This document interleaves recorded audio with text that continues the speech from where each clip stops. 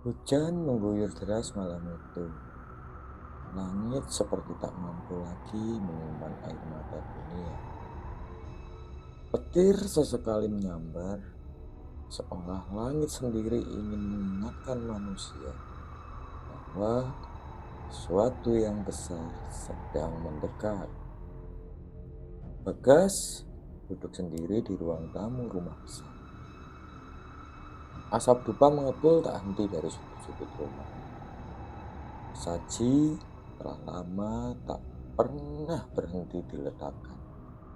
Tapi malam ini sesuatu terasa berbeda.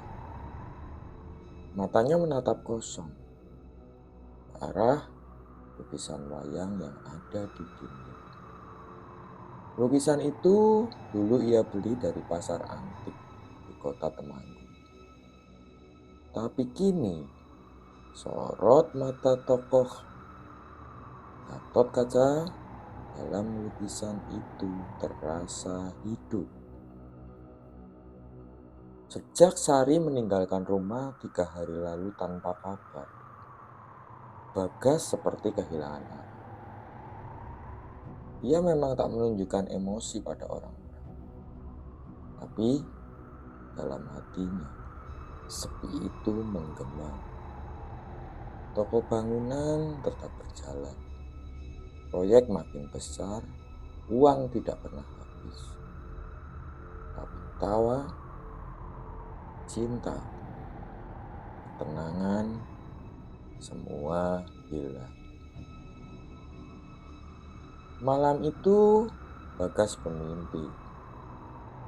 Dia berada di tengah lapangan kosong. Hanya ada satu pohon besar yang menjulang. Di bawahnya berdiri makhluk tinggi besar. Wajahnya sama dengan makhluk yang dulu ia temui saat ritual darah. Makhluk itu berkata, "Kau telah diberi, tapi apa yang kau beri masih kurang. Kau ingat janjimu, Bagas? Jiwa siap." Bagas ingin berbicara, tapi lidahnya keluh. Ia hanya bisa menatap makhluk itu yang kini mendekat. Matanya merah menyala. Saat dia terbangun, tubuhnya basah oleh keringat dingin. Jam pun menunjukkan pukul 03.33 dini hari. Paginya, Aldi, anak laki-laki satu-satunya, mendadak demam tinggi dan kejang. Tak ada yang bisa menolong. Bahkan dokter desa pun tak menemukan penyebab medis. "Ini bukan sakit biasa, Pak," kata seorang tetua desa yang datang diam-diam ke rumah Bagas. "Ini balasan," gumam Bagas. Ya, kembali lagi bersama saya Kang Jawa di Pojok Misteri untuk part 4 session akhir tentang cerita pesugihan nyawa. Pesugihan kaya dibayar nyawa. Kita akan bahas lagi di episode kali ini. Jangan lupa simak sampai akhir, sediain camilan, kopinya dulu. Kita langsung masuk ke ceritanya, guys. Dalam keputusasaan, Bagas pergi ke Alaswangi, tempat di mana dia pertama kali melakukan ritual pesugihan. Hutan itu kini lebih sunyi, lebih kelam, dan lebih menyeramkan. Dia membawa satu sesajen terakhir dan keris kecil yang selama ini menjadi jimatnya. Di tengah hutan, makhluk penjaga itu muncul lagi. Kau telah melanggar. Jiwa bukan hanya disiapkan, tapi ditukar. Sosok tersebut marah. Bagas berteriak, "Ambil aku, ambil jiwaku, tapi lepaskan anakku." Makhluk itu pun tertawa pelan. Terlambat, kau ingin menukar, bukan memberi. Tapi masih ada satu hal yang bisa kau lakukan. Dan makhluk itu pun menunjuk keris di tangan Bagas. Bagas hanya bisa menatap dan mengangguk perlahan. Malam itu teriakan Bagas menggema. Burung-burung terbang panik.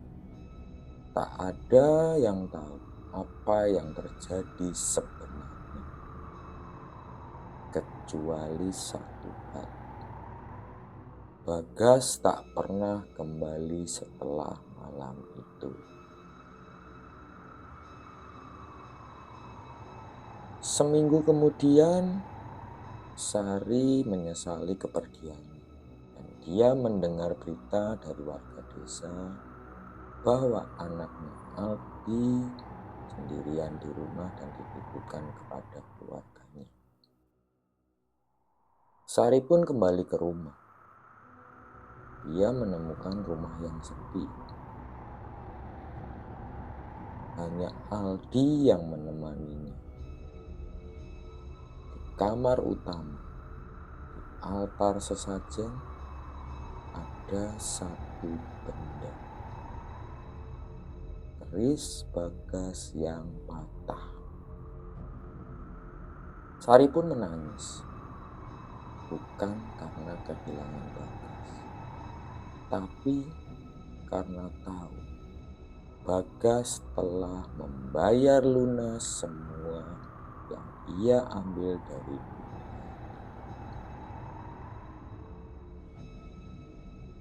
Cerita Bagas bukan hanya soal kekayaan dan pesugihan.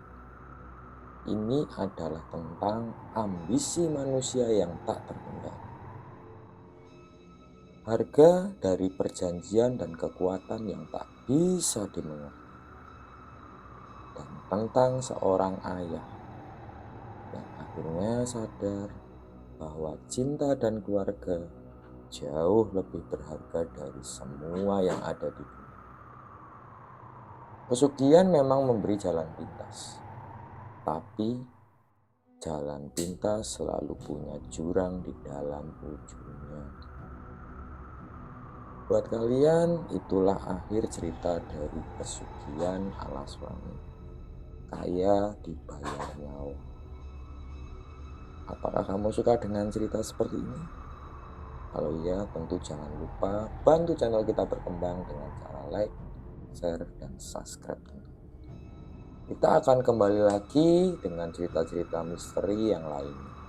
Tetap bersama saya Kang Jawa, Pojok Misteri. Terima kasih, saya akhiri. Assalamualaikum warahmatullahi wabarakatuh. Salam Rahayu.